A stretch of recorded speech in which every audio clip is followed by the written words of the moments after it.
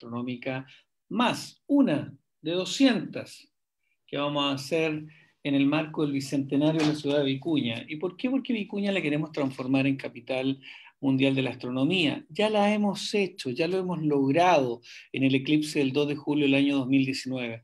Y tenemos los cielos más oscuros certificados por una organización internacional de universidades que nos han dicho que nuestros cielos son oscuros y donde hay menor contaminación lumínica, a la cual le tenemos que hacer frente, y donde por eso tenemos ubicado nuestras tierras en Vicuña a una parte importante de la inversión en observatorios científicos, ¿no? La última construcción, ya teníamos el Tololo, el SOAR, el Gemini, y tenemos también ahora en construcción el Vera Rubin, llamado LSST, lo cual nos da una amplia posibilidad para el desarrollo científico a nivel nacional y mundial en los cielos de Vicuña, capital mundial de la astronomía. Pero nuestro mayor capital es el talento de las personas. Y ese talento, en Vicuña, capital mundial de la astronomía, queremos traerlos a esta plataforma, tanto a Zoom como también en lo que es la plataforma de Facebook Live, a través de la cual estamos transmitiendo. ¿Y qué es lo que queremos transmitir el día de hoy en una de las 200 charlas al servicio del Bicentenario de la ciudad de Vicuña, que es el 22 de febrero del año 2021? Queremos decirle que estamos con un profesor, un académico, su nombre es Isaías Rojas, vive en Limache, estudió en Viña del Mar, tiene como motivación, que siempre lo hemos preguntado a cada uno a nuestros profesores y académicos, le hemos preguntado dónde nace o surge el interés por estudiar la astronomía. Y una vez más nos hemos dado cuenta de que ha surgido como un motivo, un aspecto de su vida de infancia, y en este caso el cometa Halley. Es curioso, porque en Vicuña el cometa Halley, a pesar de no ser visto, que lo conversamos con el profesor Isaías Rojas, aunque ustedes no lo crean, no tuvo tanto impacto visual como un eclipse. Sin embargo, dejó una estela en la historia. Nosotros tenemos un restaurante, un hotel que se llama Halley en la ciudad de Vicuña, por lo tanto sabemos mucho más. Hubo un helado, para los que éramos niños en la época, ¿no? El helado Halley. Pero la gracia es que el profesor Isaías Rojas estudió su licenciatura en física en la Pontificia Universidad Católica de Valparaíso, recibió su máster en astrofísica en la Universidad Autónoma de Madrid, hace actualmente docencia en la Universidad Federico Santa María y en los temas de física, astronomía y astrofísica, y tiene dos libros. Un libro en astronomía básica y el segundo, que es como una continuación del anterior, que lleva por nombre Astrobiología, que es un tema efectivamente que tratan habitualmente nuestros investigadores, nuestros intelectuales, también amigos que han estado con nosotros, de cuando le hacemos preguntas, dan respuesta, pero no dan una respuesta siempre que va al meollo de las preguntas que le hacen. Así que aquí vamos a poder ver de qué se trata esto de la astrobiología, de qué se trata esto de estar pendiente de qué es lo que debemos abordar en esta materia. Y profesor Isaías Rojas, te quiero preguntar, ¿qué es la astrobiología? Muy bienvenido, te recibimos con los brazos abiertos y te decimos que Vicuña y todos los que se conectan y todos los que se van a conectar en cualquier hora del día en nuestra plataforma de Facebook Live y posteriormente en vicunacapitalastronomica.cl, donde van a estar todas las presentaciones con tu afiche digital para que puedan cliquear y volver una y otra vez a estos contenidos. Profesor Isaías, muy buenas tardes, ¿cómo está usted? Y cuéntenos, ¿en qué Hola. consiste esto de la astrobiología? Sí, buenas tardes, ¿cómo están todos? Bueno, la astrobiología es un área de la ciencia que tiene como finalidad tratar de entender la vida como un fenómeno cósmico.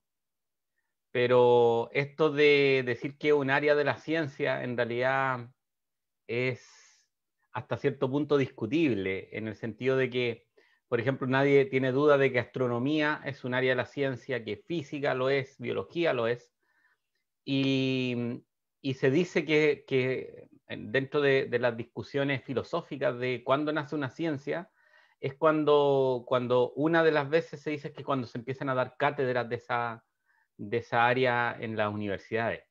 Entonces, de esa forma se sabe, por ejemplo, que la física es mucho más reciente que la astronomía, y la astrobiología, o a mí me gusta más la palabra bioastronomía, porque esa es la palabra astronomía completa, es relativamente reciente.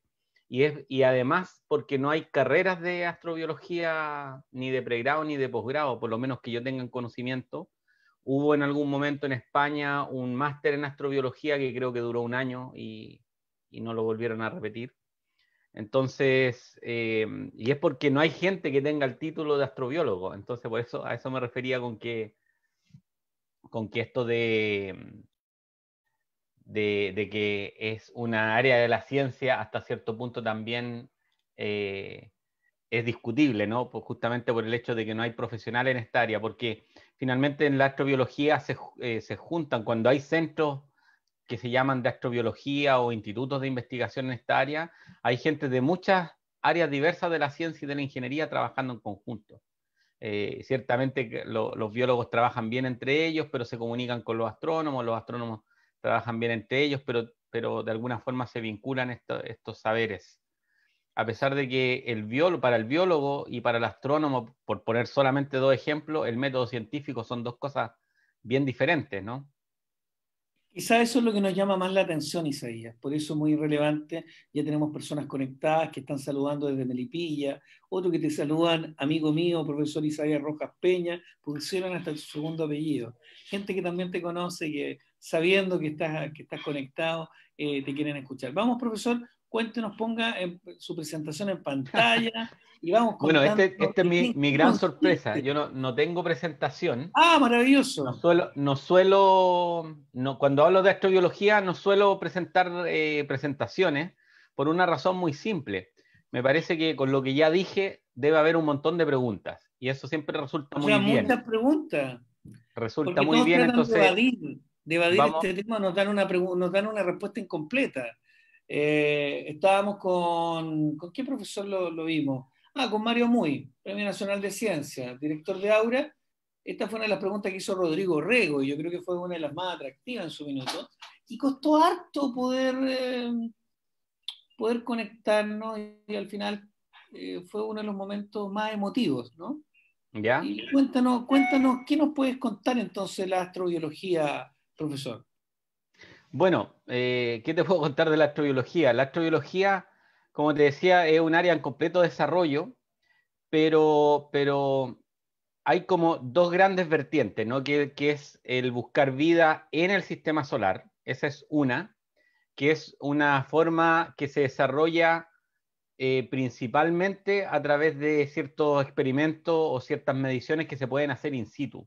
Por ejemplo, si se va al planeta Marte, se planea una misión que pueda tomar muestra, que pueda realizar algún experimento y ahora incluso está planteando alguna misión que pueda traer de vuelta a la Tierra muestras para analizarlas en nuestros laboratorios. Y la otra gran vertiente es la que otorga la astronomía y que ya estamos hablando fuera del sistema solar. Pese a que la primera también tiene una componente astronómica. Por ejemplo, hace algunas semanas atrás se estaba discutiendo acerca de la posibilidad de la existencia de fosfano en la atmósfera marciana, en la atmósfera de Venus, perdón.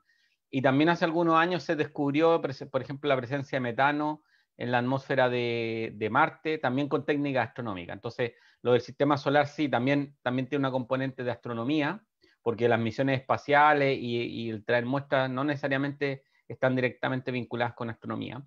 Pero ya si nos vamos fuera del sistema solar, el hecho de buscar planetas que se parezcan o tengan ciertas condiciones mínimas que suponemos que son fundamentales para la vida, entonces ahí sí que ya se usan completamente técnicas astronómicas.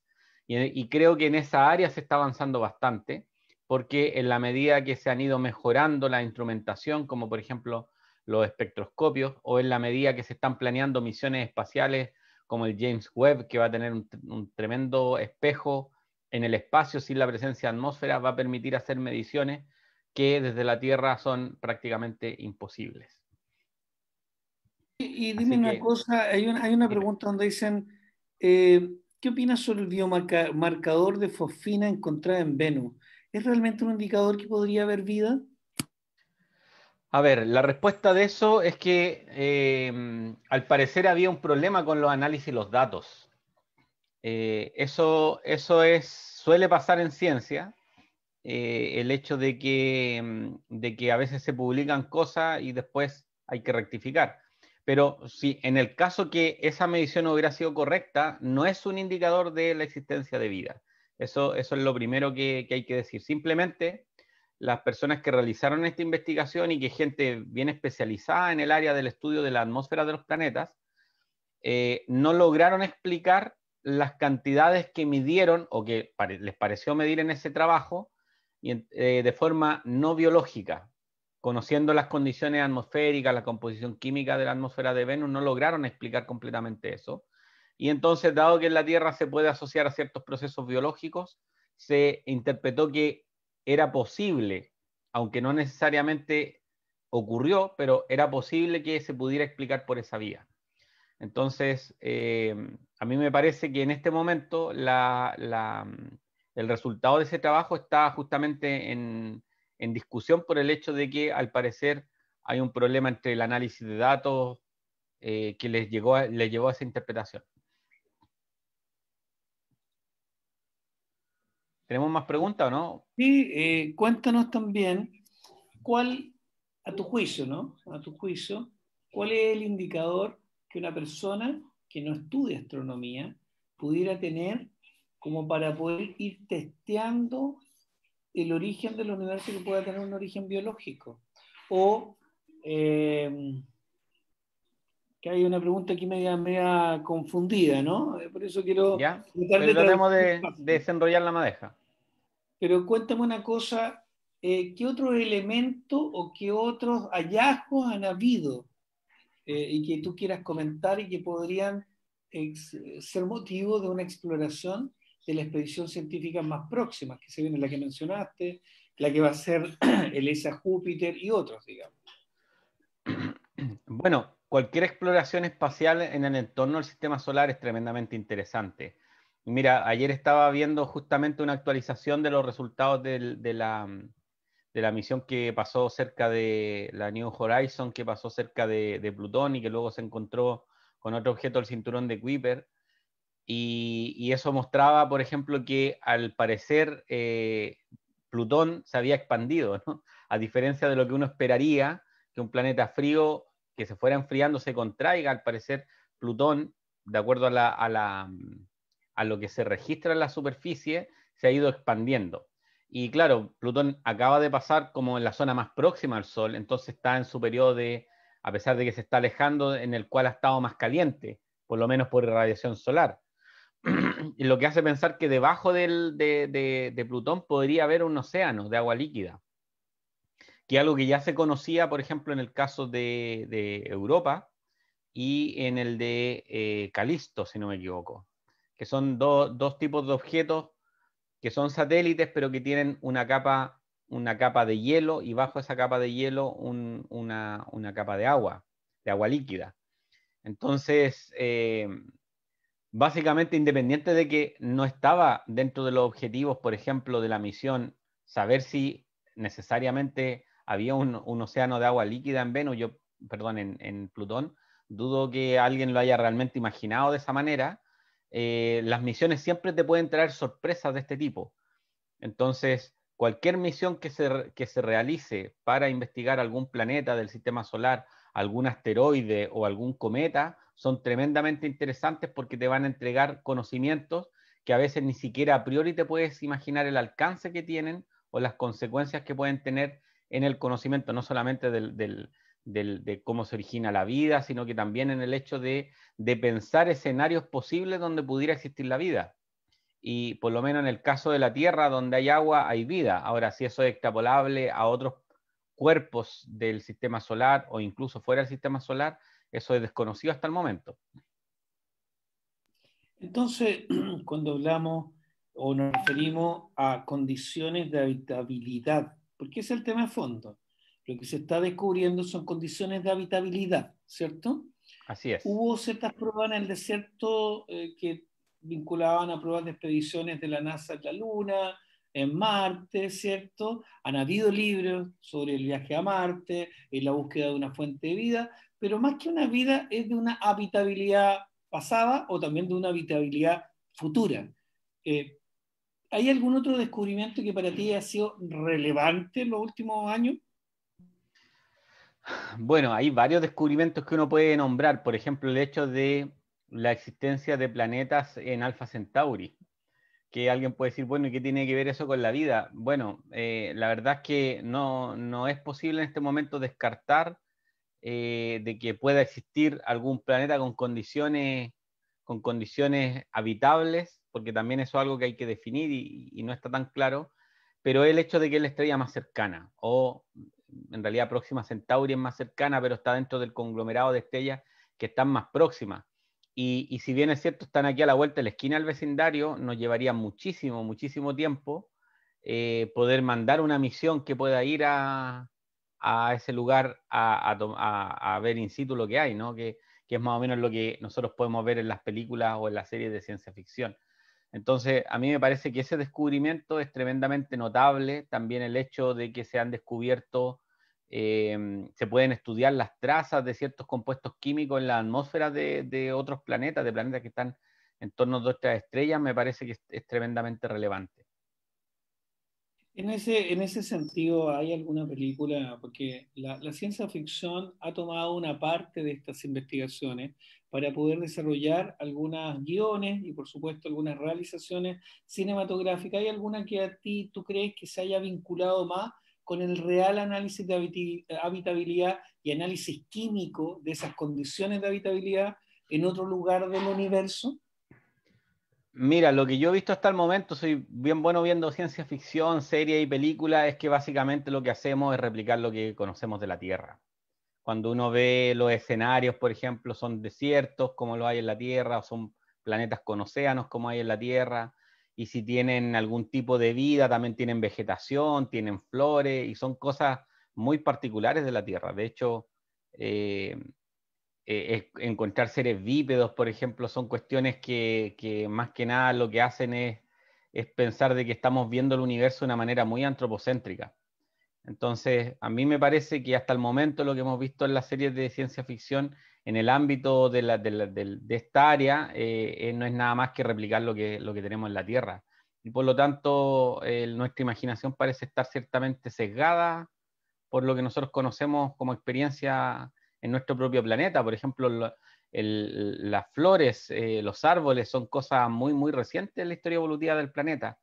No es que sea un resultado esperable en algún otro ambiente que sea similar a la Tierra, perdón, que tenga las mismas condiciones originales que tuvo la Tierra, no tienen por qué desarrollarse exactamente de la misma forma.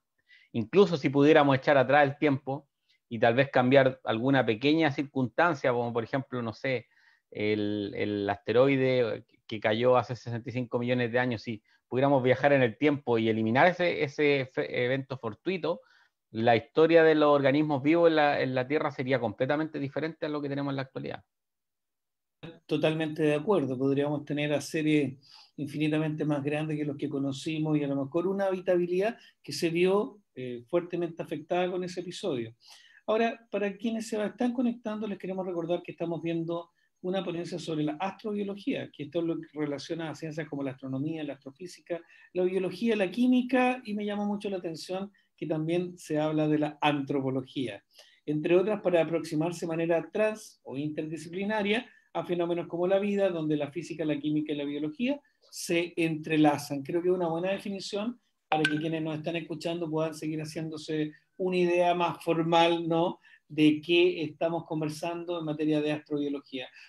Profesor, tengo una pregunta en la cual nos plantean, hay mucha literatura en torno a la mitología griega, a observaciones desde la Tierra, pero ¿cómo esta mitología griega tiene un vínculo o de qué forma se podría haber vinculado con la astrobiología? ¿Tiene algún antecedente? Si no lo tiene, por supuesto, le decimos que le respondemos en otra oportunidad, pero es una inquietud que No, tenemos. pero es interesante, pero la verdad que no estoy seguro que entienda bien la pregunta. ¿Se refieren a si es que hay alguna influencia de la mitología griega en la En la ciencia, concepción de la astrobiología, en la percepción? concepción. la concepción de la astrobiología. Si la mitología griega, ¿qué vínculo ha tenido con este campo de investigación? Si no lo hay, también puede ser, ¿no? Mira, lo que pasa es que tal vez ni siquiera con la astrobiología, sino que con la astronomía. La astronomía está profundamente marcada por la mitología griega. Hay que pensar que las constelaciones que están en el cielo, no sé si, a ver, déjenme, como para hacerlo un poco más interactiva, voy a abrir Stellarium, para que no me tengan que estar viendo solo a mí. Voy a compartir una pantalla con Stellarium, que es este software tipo planetario, solamente para complementar lo que estoy diciendo, ¿no? Entonces, un segundo, que comparto mi pantalla. Ya, ahí tenemos ya Aquí compartida estamos la con nuestro pantalla. profesor de astrobiología, un segundo libro del profesor Isaías Rojas Peña. Aquí le damos muchas gracias por estar en estas charlas bicentenarias. Entonces, como les decía, más que la astrobiología propiamente tal, yo diría que a quien marca muchísimo la mitología griega es justamente a la astronomía, porque la astronomía, por decirlo de alguna manera, viene en sus orígenes como ciencia, surge, o las primeras formas de ciencia surgen en la antigua Grecia. Es cierto, nadie podría afirmar que lo que hacían los antiguos griegos o la civilización helénica era realmente ciencia, porque no tenían el método científico, pero sí el germen de la ciencia surge ahí. No son los primeros astrónomos, por cierto, porque los egipcios tenían astrónomos varios miles de años antes que los griegos, pero son los griegos los que han heredado, por lo menos a nosotros, una parte importante de una visión del mundo, ¿no? Y dentro de esa están las constelaciones. Entonces las constelaciones tienen una componente de mitología griega. Por ejemplo, bueno, aquí está el Sol, nuestro cielo actual, y está el escorpión acá, muy cerca del Sol. Entonces, de hecho, cuando se ponga el Sol se puede ver esta zona, que aquí está la zona del centro galáctico, y el escorpión está dentro de la mitología griega, es el que pica a Orión, que también es otra constelación. Entonces la mitología griega está dentro del ADN de la astronomía, ¿no? Si bien es cierto, esta forma racional de entender la naturaleza usando el método científico es más bien renacentista, ¿no? Nace con Galileo y bueno, con otros contemporáneos a Galileo. Y por otra parte, los nombres, muchos nombres de objetos del cielo tienen nombres que provienen de la mitología griega. De hecho, recién estábamos hablando de Alfa Centauri, ¿no? Aquí tenemos Alfa, esta debe ser la Alfa Centauri, si no me equivoco, ¿sí? Este es Alfa Centauri, ¿no? Y si voy a quitar el piso acá, entonces aquí está la constelación del Centauro, por lo tanto el nombre de esa estrella, Alfa Centauri, proviene directamente de la mitología griega, porque la estrella Alfa es la primera letra del alfabeto griego, Alfa entonces es la letra, el equivalente a la letra A en nuestro alfabeto, es la estrella más brillante de la constelación del Centauro. Entonces, nuevamente tenemos una conexión.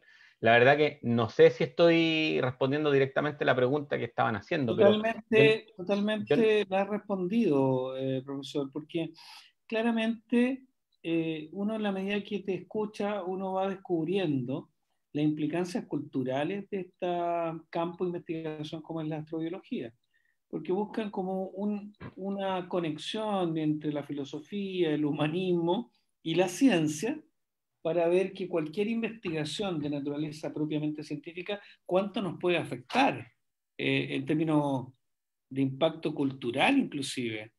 Me ha llamado la atención, Isaías, que a lo mejor porque no era una cuestión que conversáramos tan recurrentemente en esta charla que hemos hecho los últimos 5 años. Ahora, ya existe este vínculo, ya lo entendemos.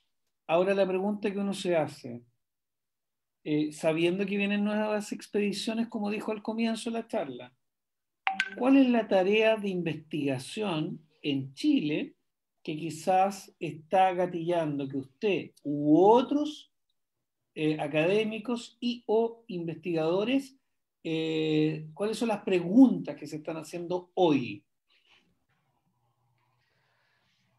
Bueno, qué difícil, qué difícil me pusiste entre las cuerdas. Hay muchas cosas muy interesantes porque cada área de la ciencia tiene sus propias preguntas y normalmente cada pregunta, cuando uno va a buscar desde el ámbito de la ciencia respuesta a esa pregunta, responder una pregunta te genera tal vez 10 preguntas más. O sea, tú puedes que encuentres la respuesta a tu pregunta, pero te generaste en el proceso 10 preguntas más. Y entonces, una de las cosas que todavía no se comprende bien es cómo se origina la vida. Y eso es crucial para poder proyectar o pensar en la vida, por ejemplo, en otros lugares, ¿no? Para saber si la vida se va a originar o no en otros lugares, o cuáles son las Entonces, condiciones. no basta solamente con hablar del Big Bang, de que somos polvo de estrella, de nuestra composición físico-química. ¿Qué de esa pregunta del origen de la vida es la que todavía falta como profundizar más, profesor? Mira, hay varias preguntas ahí en el proceso y tal vez la más interesante que uno se puede plantear, por lo menos desde esta perspectiva, es qué ocurre, en qué momento se organizan las moléculas de forma tal que empiezan a colaborar entre sí y se convierten en algo que podemos decir que está vivo, una célula, por ejemplo, un microorganismo.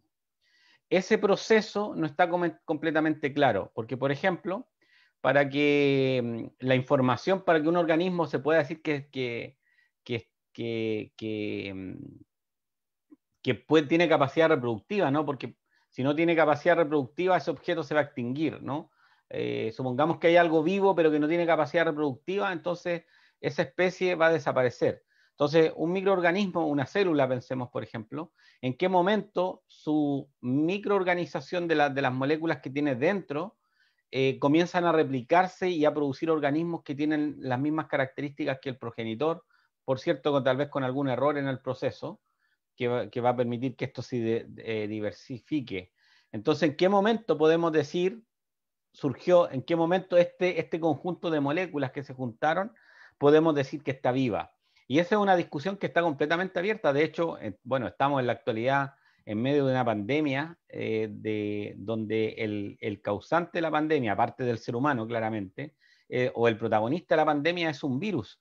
Y la verdad que los científicos no están todavía de acuerdo en el hecho de que si un virus está vivo o no, por el hecho de que, por ejemplo, los virus no tienen la capacidad de autorreplicarse por sí mismos, son parásitos, requieren contagiar o usar la maquinaria interna de una célula o de una bacteria para poder reproducirse a sí mismos. Es decir, que ellos sin la existencia de la célula o las bacterias o el microorganismo que contagien para el que usen esta maquinaria, no podrían reproducirse. Entonces hay una discusión ahí. Entonces, respecto de esto, de en qué momento podemos decir de que de verdad eso que está ahí está vivo, eso no está claro. Y de hecho, en el proceso que sigue después tampoco está tan claro el cómo se llegó a todo esto que podemos llamar en la actualidad estos primeros organismos vivos. En ese sentido, hay una pregunta que vincula que hemos visto conceptos de vida de nuestra naturaleza en algunos indicadores. Uno ha sido el carbono, disculpa, el ADN. Entonces, ¿es posible que exista vida que tenga otra composición diferente a cómo conocemos nuestra naturaleza? A ver, por ejemplo, la pregunta clásica de esto es pensar en algún organismo vivo que reemplace el carbono con algún otro elemento, ¿no? Esa es típicamente Así la es. discusión, como por ejemplo el silicio, ¿no? Mira, esta es una pregunta bastante recurrente y obviamente a todas estas preguntas no tenemos respuesta. Yo simplemente te estoy diciendo lo que uno puede prever, lo que uno opina al respecto, de acuerdo con el conocimiento que se maneja, que se podría esperar. Pero la situación es básicamente esta. El carbono es un átomo que tiene una serie de particularidades que no tiene ningún otro elemento. El carbono es el elemento que puede formar la mayor cantidad de compuestos conocidos. Entonces, ya el carbono por sí es un átomo bien particular y puede formar ciertas estructuras que si bien es cierto, se pueden formar, porque el silicio tiene características similares en lo que se llama su última capa de electrones, también se parece y puede formar compuestos equivalentes, o sea, no iguales, pero sí equivalentes, pero son diferentes en el sentido, por ejemplo, a temperatura ambiente, el dióxido de carbono es un gas y a temperatura ambiente el dióxido de silicio es una roca.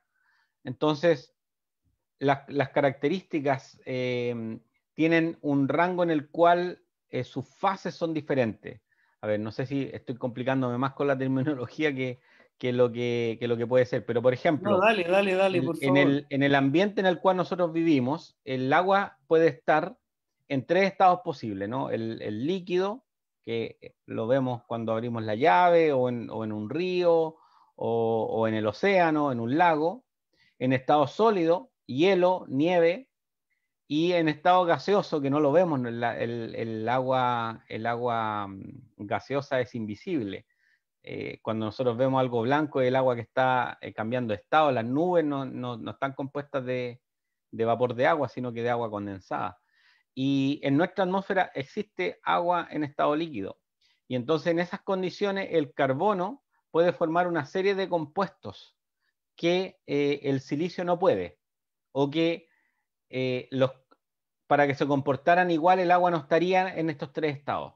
No sé si estoy siendo lo suficientemente claro. Se entiende. De repente me enredo yo mismo, ¿no? En el sentido de que, mira, el carbono, a la temperatura en la cual el agua puede estar en los tres estados, porque el agua es el disolvente universal, puede formar una serie de compuestos que el silicio también los puede formar, pero están en otro estado. Por ejemplo, como decía recién, que el dióxido de silicio está en estado sólido versus el dióxido de carbono que está en estado de gas. Y el dióxido de carbono, además, es un elemento que es abundante en las atmósferas de los planetas como la Tierra, los planetas rocosos que tienen atmósfera. Es el principal componente de la atmósfera de Venus y es el principal componente de la atmósfera de Marte.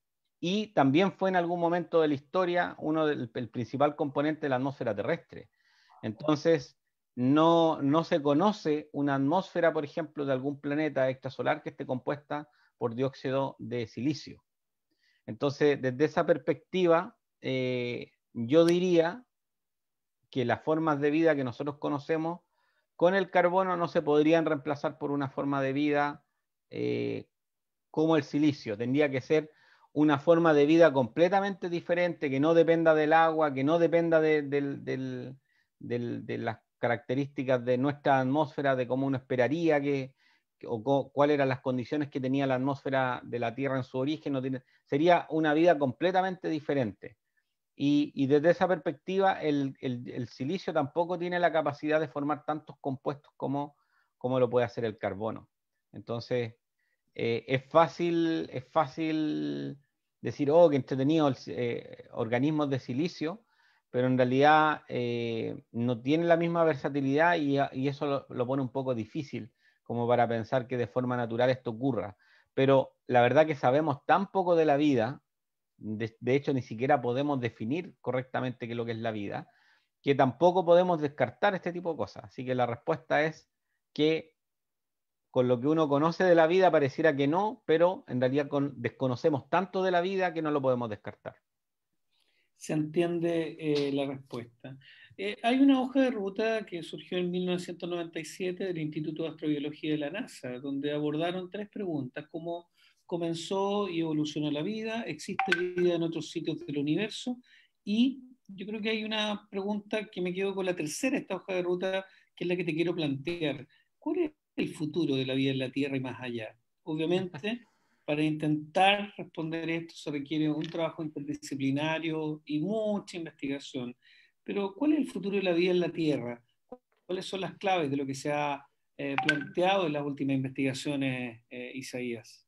Mira, sobre el futuro, no hay investigaciones que te digan cómo van a ser el futuro, ¿no? Sobre todo con organismos vivos, puede que en algún momento caiga una roca del cielo y cambie absolutamente la evolución de la vida en el planeta. Por lo tanto, no hay forma de prever cómo va a evolucionar la vida.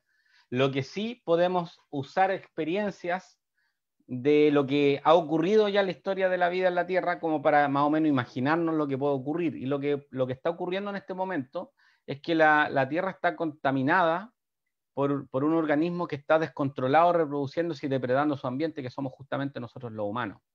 Y eso, cuando ocurre en la naturaleza, los organismos se reproducen de forma exponencial hasta que agotan los recursos y terminan o extinguiéndose o reducidos a la más mínima expresión. Entonces, desde esa perspectiva, el planeta, la vida, se va a reponer a nosotros, porque en algún momento de la historia se ha extinguido hasta el 95% de las formas de vida. Y la gran mayoría de las formas de vida son microorganismos, no son organismos como los que nosotros nos imaginamos cuando pensamos en la vida. Los organismos vivos van a sobrevivir a nosotros. La pregunta es si nosotros como especie vamos a poder sobrevivir a esto. Y pareciera que nos estamos ya convirtiendo en una especie interplanetaria. Es decir, que en la medida que estamos depredando nuestro propio ambiente, vamos a tener la capacidad de algunos, no creo que sean los más pobres, pero sí algunos, van a poder escapar del planeta e ir a buscar otros lugares donde continuar la especie. Ya somos una especie interplanetaria porque el ser humano ha llegado a la Luna, independiente de que haya gente que no lo crea. Hemos llegado a la Luna y tenemos misiones espaciales que han llegado prácticamente a todos los planetas del sistema solar. Y hay proyectos y se puede desarrollar tecnología como para poder terraformar un planeta, por ejemplo, como Marte, o generar ciertos ambientes específicos que sean menos hostiles a la vida como nosotros la conocemos. Así que no sé si satisface esto la pregunta, pero es muy Sí, difícil de responder aquello. Va en la línea. Hay muchos libros que hemos leído al respecto que nos van señalando la importancia de las expediciones que se están viniendo, algunas comerciales y otras de investigación, sin duda alguna. Ahora, la idea Mira, es déjame antes que continúes con la pregunta, déjame terminar algo que se me vino a la mente. Siempre nos preguntan, nos imaginamos o preguntan qué pasaría si llegara, no sé, una especie con una tremenda tecnología y otra civilización diferente de otro lugar del universo, llegara a la Tierra. Estoy absolutamente convencido que nos verían como una plaga, más que como unos iguales.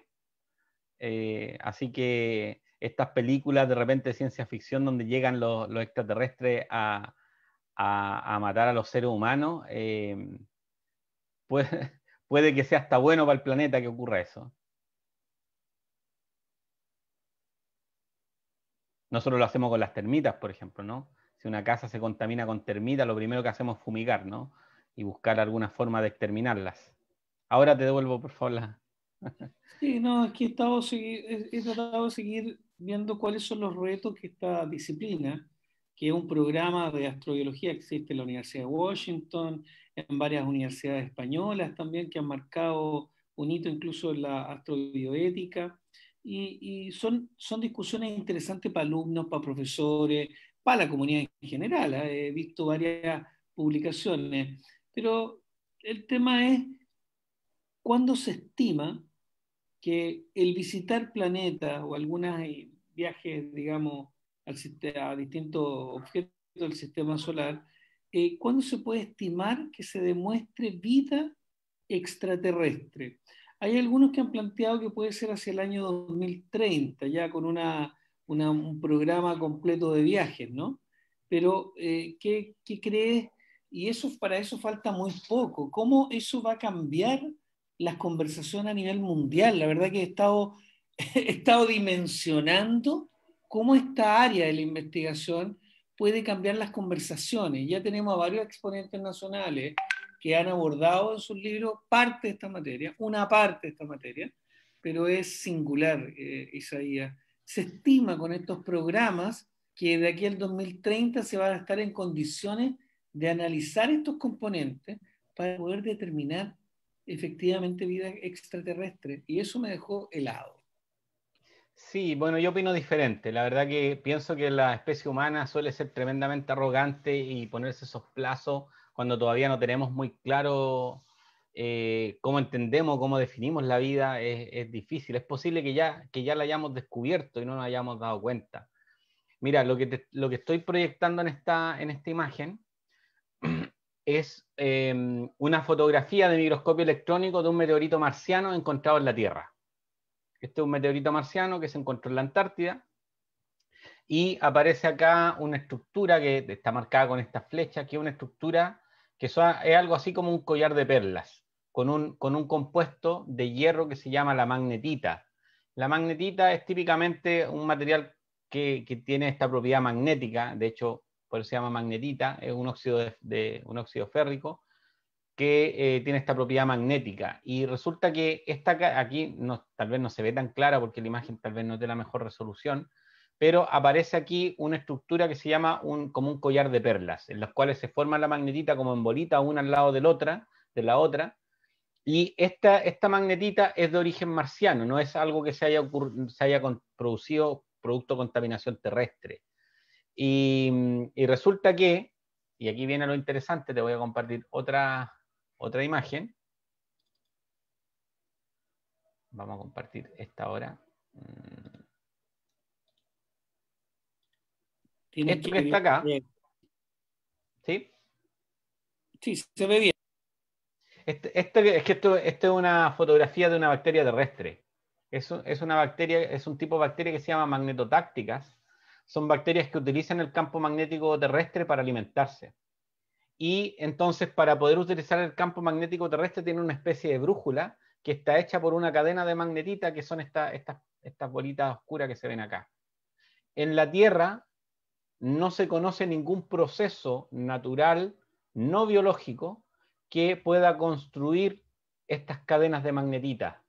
La magnetita crece de manera desordenada, no crece en estas cadenas especiales. Solamente ocurren este tipo de cadenas en organismos vivientes, como estas bacterias que se llaman magnetotácticas. Entonces, cuando uno dice, bueno, de aquí al 2030, no sabemos qué se va a encontrar en Marte, no hay ninguna misión. Bueno, hay misiones como las misiones de los años 70 que trataron de hacer experimentos en Marte, pero que esos experimentos han sido cuestionados. En la actualidad no hay ningún experimento que haya ido a buscar este tipo de microorganismos. De hecho, se piensa que si existe vida en Marte, tal vez está incluso bajo la superficie, está bajo la primera capa de suelo protegida de la radiación ultravioleta. Entonces, esta cadena de magnetita podría, porque esto siempre es condicional, podría ser resultado de un proceso biológico en un momento anterior a que esta roca saliera de Marte. Y por lo tanto, es posible que ya hayamos descubierto la vida fuera de la Tierra, pero solo que no tenemos todavía la evidencia irrefutable. Y para eso lo que hay que hacer es ir a Marte, por ejemplo, y tomar muestras, traer muestras a la Tierra, realizar experimentos y mediciones allá. Así que esto de ponerle como fecha a algo que en realidad no tenemos la más mínima idea de cuándo va a ocurrir, no me gusta mucho. No digo que no vaya a ocurrir el 2030, puede que ya haya ocurrido o puede que pase mucho después. Es un poco arrogante ponerle una fecha de término, porque por ejemplo hay misiones que pretenden ir, por ejemplo, a Europa u otro satélite que tienen un océano bajo la capa de hielo, y producir, taladrar y mandar una nave que pueda ir, o algo así como un submarino, bajo la capa de esta de hielo y buscar si es que hay vida ahí. Pero nuevamente estamos con la limitación de que solamente tal vez vamos a poder detectar lo que nosotros entendemos por vida, no necesariamente organismos que puedan estar vivos, pero que estén fuera de lo que nosotros podemos detectar, porque todo lo que nosotros construyamos va a estar basado en los organismos que nosotros conocemos. Lo interesante es que a pesar de toda la investigación biológica, química, física que tenemos de la Tierra, siempre ha sido para comprender condiciones necesarias para nuestra vida en la Tierra, que han ido, digamos, no sé si evolucionando es la palabra correcta, creo que puede Sí, ser es evolucionando correcto. e involucionando, ¿ah? Y que siempre ha sido una preocupación científica, es decir, comprender las condiciones necesarias para la vida en la Tierra, buscar lugares en el universo que presentan esas condiciones y por último detectar si hay vida allí. Esas son como las tres interrogantes principales que la astrobiología a lo largo de la historia ha tratado de ir respondiendo. Fíjate que ha estado bien interesante la interacción. Me sorprendió mucho la imagen que mostraste sobre la bacteria marciana. Llamó mucho la atención. No Y por sabemos si esa... una bacteria marciana, ojo, no, yo no dije que fuera una bacteria marciana, solo dije que en ese meteorito se encontró una estructura que por lo menos en la Tierra no se forman de manera natural, se forman solo en microorganismos. Ahora, no necesariamente eso implica que en Marte también se formó como a través de un microorganismo. Lo que pasa es que lo que nosotros conocemos no se puede explicar sin que haya sido formado dentro de un microorganismo. Hay una diferencia bien sutil para las personas que no están habituadas a trabajar en ciencia entre lo que parece y lo que termina realmente siendo, ¿no? Porque también podríamos pecar de arrogantes de que conocemos todos los procesos naturales que ocurren en lugares diferentes que la Tierra, y eso tampoco es así. Disculpa que te haya Por lo corregido, tanto, pero el eh, marco, me parece relevante eso porque por después la lo gente tanto, el puede marco quedarse con la conceptual impresión. con que se analiza, ¿Cómo? Perdón. no, por lo tanto, el marco conceptual con que se analiza, no es el mismo marco con que se puede analizar este objeto. Entonces, te entendimos perfectamente. Claro, y Y aparte al nosotros no estamos tener... sesgados, estamos tremendamente sesgados porque las formas de vida de la Tierra tienen un origen común. Somos todos descendientes, la planta que uno tiene en el jardín o cualquier animal sobre la Tierra y cualquier microorganismo tenemos un origen común. Todos descendemos de un mismo conjunto de microorganismos que han ido adaptándose, han ido cambiando producto de mutación, han aprendido a colaborar algunos organismos con otros, han formado organismos pluricelulares. Entonces tenemos un origen común y por lo tanto imagínate tú que alguien conociera, no sé, a una única persona, viniera un extraterrestre y quisiera estudiar la humanidad y saber y conociera a una única persona. Y esa fuera su muestra para tratar de entender toda la historia de la humanidad, todas las características del ser humano, y a pesar de que nosotros somos muy homogéneos entre sí, podemos tener diferente color de piel, diferente color de ojos, pero biológicamente somos prácticamente idénticos. Entonces, El norte de Chile, por las condiciones extremas que tiene, ha sido un poquito más investigado, ¿no? Y han sí, habido varias pruebas. te iba a comentar hace un rato, producto de lo que tú me preguntabas de las investigaciones que se hacen en Chile. Mira, acabo de mencionar los meteoritos, ¿no? En Chile tenemos una muy excelente especialista en meteoritos que es Millarca Valenzuela. No sé si has tenido la oportunidad de conversar con ella y si no, Podríamos anótate ese nombre, sumarla para seguir. anótate ese Podríamos sumarla, nombre porque es muy y, interesante. y ojalá algún día la puedas conversar con ella, porque Millarca es experta en estudio de meteoritos y es la que ha llevado adelante desde hace por lo menos 10 años atrás el estudio de los meteoritos en Chile. O sea, es decir, ir más allá que la colección de meteoritos, que hay gente que los colecciona, el hecho de realizar investigación científica de los meteoritos. Entonces, los meteoritos son una muestra de cómo eran los compuestos que habían en el sistema solar originario. Entonces, estudiar los diferentes tipos de meteoritos te dan una visión de cómo era el sistema solar en sus orígenes y qué compuestos habían. Y en meteoritos se han descubierto incluso algunas moléculas complejas como aminoácidos, azúcares, que son los precursores de la vida. Entonces, por ahí hay una línea de investigación. Hay otras líneas de investigación, por ejemplo, que tienen que ver con lo que se llaman los extremófilos. Los extremófilos son organismos, déjame ver si tengo aquí alguna imagen para complementar lo que estoy diciendo,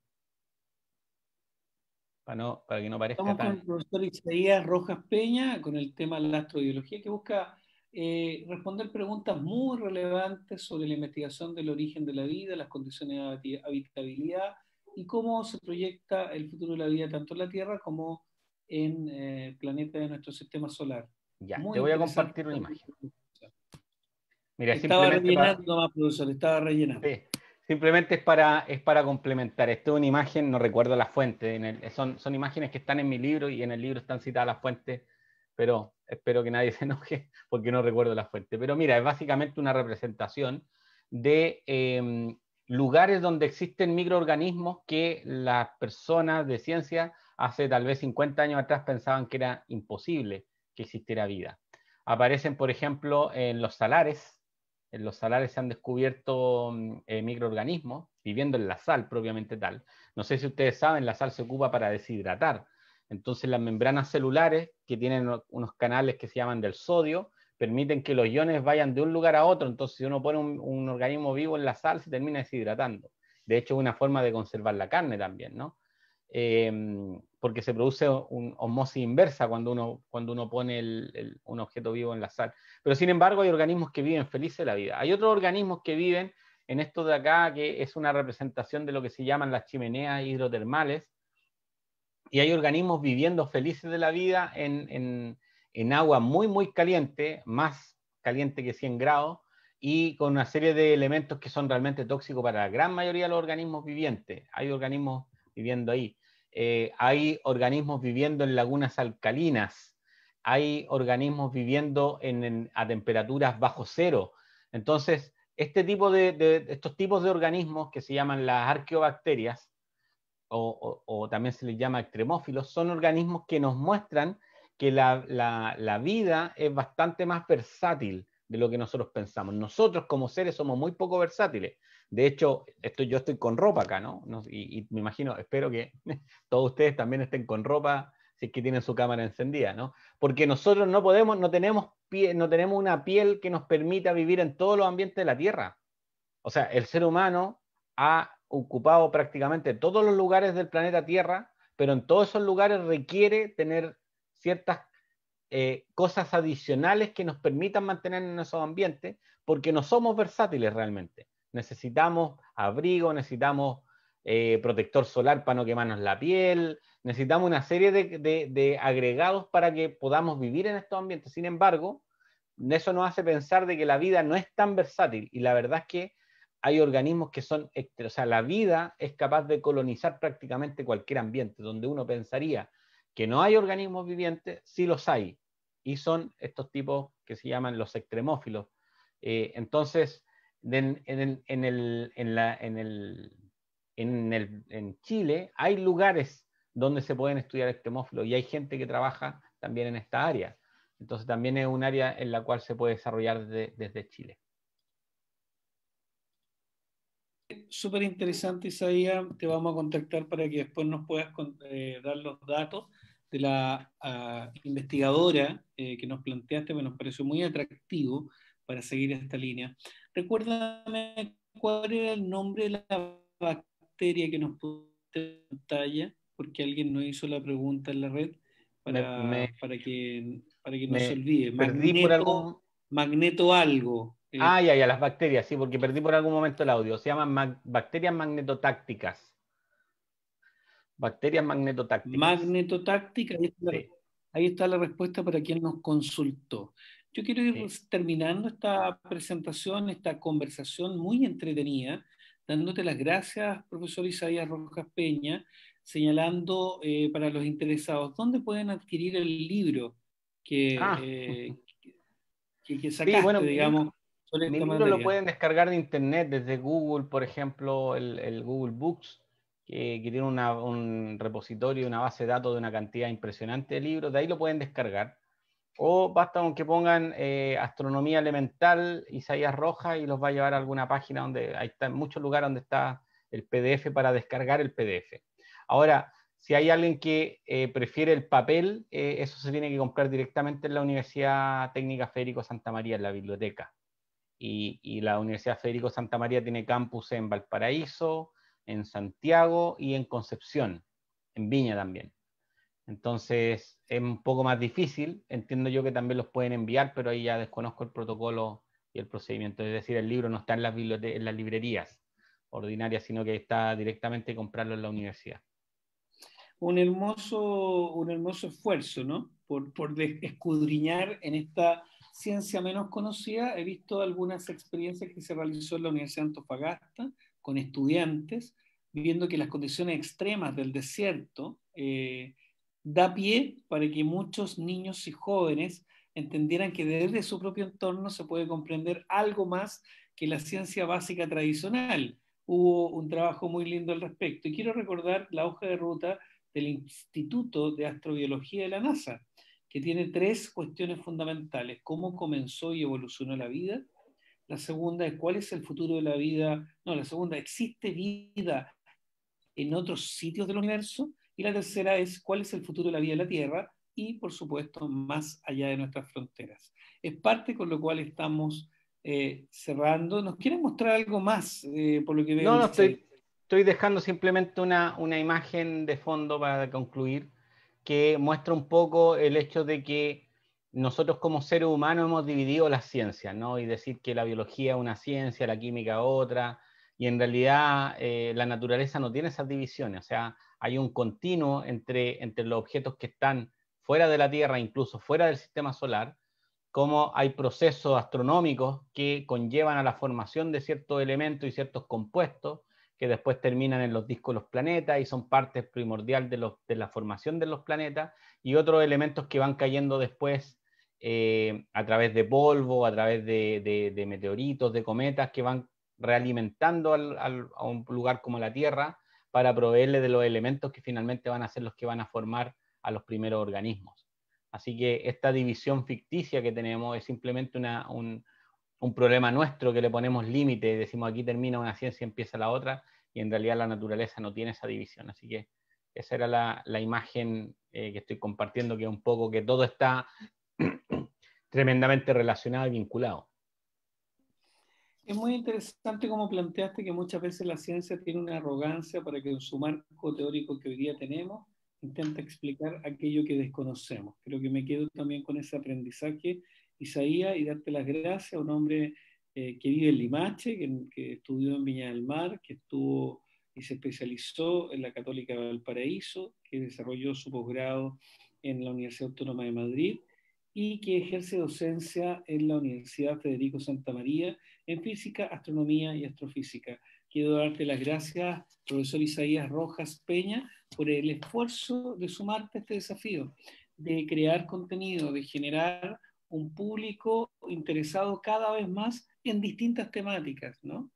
De la astronomía, y nosotros es para aportar nuestro relato del astroturismo. Si queremos ser capital y trabajamos por aquello, capital mundial de la astronomía en Vicuña, bajo los cielos más claros y oscuros del mundo, quiero darte las gracias por apoyarnos en esta tarea. Un fuerte abrazo, Isaías Rojas Peña, y a todos quienes se han sumado a través de las redes sociales y las preguntas que nos han hecho. Para todos ustedes también muchas gracias. Ha sido una charla muy diferente y muy entretenida. Muchas gracias, profesor. Muchísimas gracias a ustedes por la invitación, ha sido entretenido. La verdad que siempre descompongo un poco el puzzle cuando no tengo una presentación, pero me da la impresión que te da la libertad también de que la discusión vaya teniendo su propia evolución y su propio camino, más que el hecho que yo venga acá a decirte, mira, esto te cuento A, B, C y D, y después si tenemos tiempo pregunta. Yo lamento si es que a alguien le incomodó esto, pero la verdad que para mí es mucho más nutritivo que vamos interactuando con las personas y vayan saliendo las preguntas y vayan un poco orientando hacia dónde vamos, de acuerdo a los intereses propios de quienes nos están escuchando. Así que gracias por el espacio. Nos gustó mucho, profesor, porque al final permite que tengamos una conversación más distendida para un público más general y que vayamos poco a poco adentrándonos en la materia principal. Yo creo que fue súper entretenido con algunos hallazgos que nos mostraste que son atractivos para seguir aprendiendo. Que tengas un muy buen resto de día, una vida en familia ahí medio confinado, ¿no? Haciendo clases online a distancia, todas esas cosas que Así le ha es. tocado a todos nos ha tocado evolucionar, pero muchas gracias por sumarte a las charlas astronómicas del Bicentenario de la ciudad de Vicuña, que el 22 de febrero cumple 200 años y que de aquí al 30 de junio nos hemos puesto como meta de tener 200 charlas para ser el depositario a nivel mundial de conversaciones sobre astronomía más importante del mundo. Un fuerte abrazo para ti. Que te vaya muy bien. Gracias, Isaías muchas Rojas gracias a Peña. ustedes. Hasta Y a luego. todos los que nos siguieron a través de las redes sociales, muchas gracias por sumarse una vez más a la hora que quieran en el fanpage de Facebook Live de nuestra Corporación de Turismo de Vicuña. Y por cierto, vamos a descargar cada uno de estos videos para publicarlos próximamente en vicunacapitalastronomica.cl. Un fuerte abrazo, que esté muy bien. Chao, chao.